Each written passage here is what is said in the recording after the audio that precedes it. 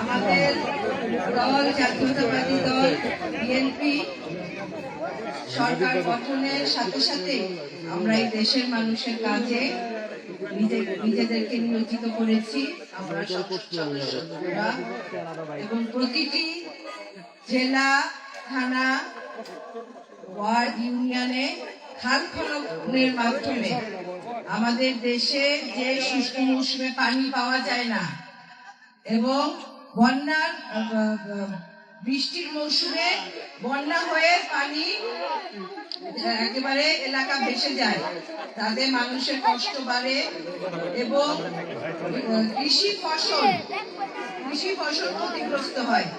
তারপরে পাটের সময় পাট জাগ দেওয়া যায় না পানির অভাবে, তাতে কি হয় পাটের ওই কোয়ালিটিটা, পাটের যে গুণগত মানটা খারাপ হয়ে যাচ্ছে এই পানির অভাবে।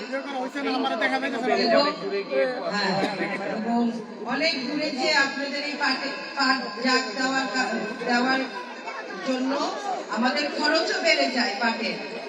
তাই এইসব সব কথা বিবেচনা করে শহীদ প্রেসিডেন্ট জিয়াউর রহমান যেমন খাল খনন কর্মসূচির মাধ্যমে একটি দুর্ভিক্ষগ্রস্ত দেশকে খাদ্যে স্বয়ংসম্পূর্ণ করে খাদ্য চাল আমরা রপ্তানি করা শুরু করেছিলাম।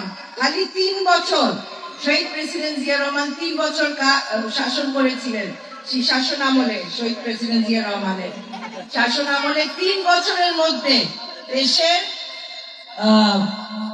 কৃষি উন্নত হয়ে গেছিল, আমরা রপ্তানিও করতে পেরেছিলাম। তো সেটারই ধারাবাহিকতায় তার সন্তান, তার কৃতি সন্তান, তার সুযোগ্য সন্তান আমাদের এখন প্রধানমন্ত্রী। উনি এই কর্মসূচিগুলো আবার উনি হাতে নিয়েছেন, কারণ এখানে খরচ বেশি হবে না, কিন্তু দেশের কৃষক, দেশের মানুষ উপকৃত হবেন।